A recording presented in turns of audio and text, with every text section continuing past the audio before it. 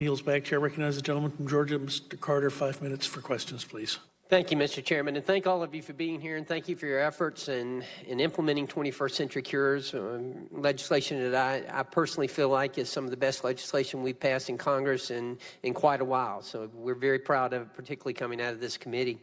Dr. Collins, I'll start with you. I wanted to ask you about, particularly about one of the initiatives of 21st Century Cures, and that was to really review the regulations and policies with respect to research in laboratory animals. And as I understand it, you're working with USDA now and the FDA to try to complete a review of that. And I just wanted to ask you if you could tell us the current status of that review, and when do you anticipate the completion of that review? I appreciate the question. We are very seriously engaged in this, and again, 21st Century Cures gave us some clear guidance about what we ought to engage in. And we did put out an RFI back in March to ask for comments in this area in terms of whether the oversight that we currently apply to animal experimentation is sufficient, or whether it has areas that are overly bureaucratic, which has been a concern.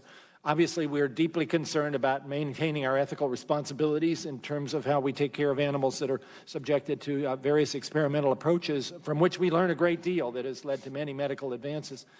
We got 19,000 responses to that request, and they're currently being sorted at the moment. We would expect, therefore, to have, based upon those, a draft set of recommendations about animal care and use sometime probably in September. We will then need to have responses to that, and so we would hope to have a final version of this by December or early in 2019.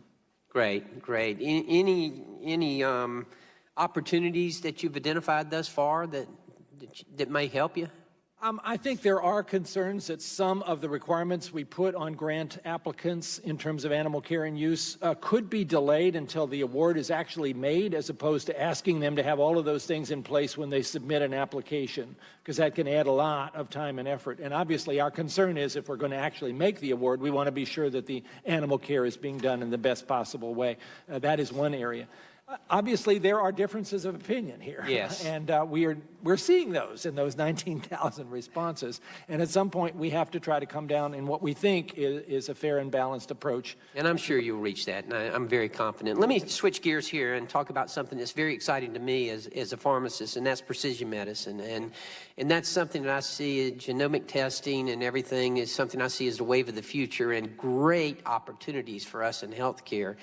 But I'm concerned when we get all this data in, we're struggling already with our electronic health records. You know, how are we going to handle this? I want to ask you that, and then I'd like to ask Dr. Gottlieb as well. Well, I'll say a word, and then I'll ask Dr. Devaney to say a little more as the Deputy Director of the All of Us program. We are very invested in looking at this in the fashion that is cutting edge as far as dealing with very large data sets, putting the data into the cloud. We just had a very interesting all-day workshop on Monday on artificial intelligence and machine learning and how that can be applied to these unprecedented data sets to glean the maximum amount of information out of there, while at the same time maintaining the confidentiality, the security systems that the participants in this are going to expect about their de-identified data.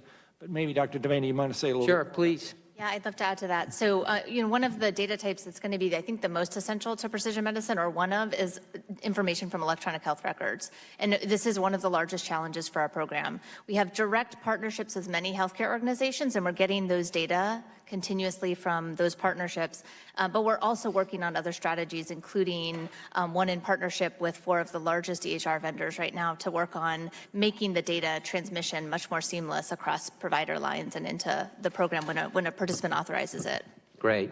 Dr. Gottlieb, I know this is important in drug data development as well. I appreciate the question. I would just take it a step up the continuum to try to make effective use of the data, because there's so much information. How can we make effective use of the data in a way that it can translate to clinical benefits to patients? And I think this is where some of the issues we talked about earlier around clinical trial innovation comes in, where you have the ability now, with a seamless clinical trial design, to effectively bias enrollment in the trial for some of the genomic information and predictive information that's likely to predict who's more likely to benefit from a treatment and who's less likely to experience a side effect. And so if we can use this information in that way to structure trials and enrollment, we can end up with much more information about who's likely to benefit from a drug and more tools to make sure the right drug gets to the right patient at the right time. We've talked about this for decades. We now have that technology at hand. And you know, I can sense the excitement in your voice, and it's exciting for me as a healthcare professional as well. I just look into the future of this and just think, wow, what we've got to look forward to. Thank you. And I yield. Chair, thank the gentleman.